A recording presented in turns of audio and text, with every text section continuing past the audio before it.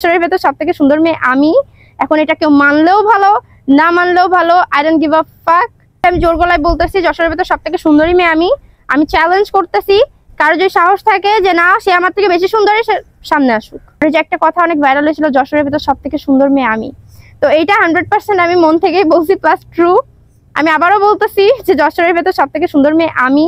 এখন এটা কেউ মানলেও ভালো, না মানলেও ভালো, আই ডোন্ট গিভ আ ফাক। সো এটাই কথা ভাইরাল হয়েছিল যে আমার বাসার সামনে ছেলেরা লাইন দেয়, মানুষ বলতেছে আমি কি দোকানদার যে লাইন দেয়।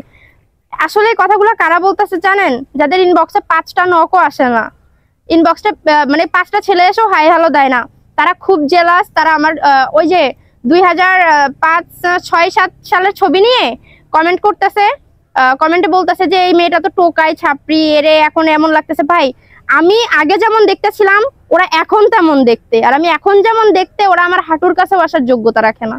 ওরা ওই আগের ছবি নিয়েই লাড়ালাড়ি করতে পারবে, কিন্তু আমার এখনকার বিষয় নিয়ে একদমই করতে পারবে না, ঠিক আছে? আর আমি এখন দেখতে যতটা সুন্দর, আমার সামনে এসে কথা বলার যোগ্যতাও তারা রাখে না। আর মেকআপ বলে যে মেকআপ করে আসছি, এই করে আসছি, সেই করে আসছি। ভাই তোরা সামনে এসে দেখ আমি মেকআপ করছি কিনা, দেখতে বলেন আপনারা মেকআপ করে আসছি কিনা। হ্যাঁ, লিপস্টিক একটু আইলানা দিলে এটা মেকআপ হয়ে যায় না।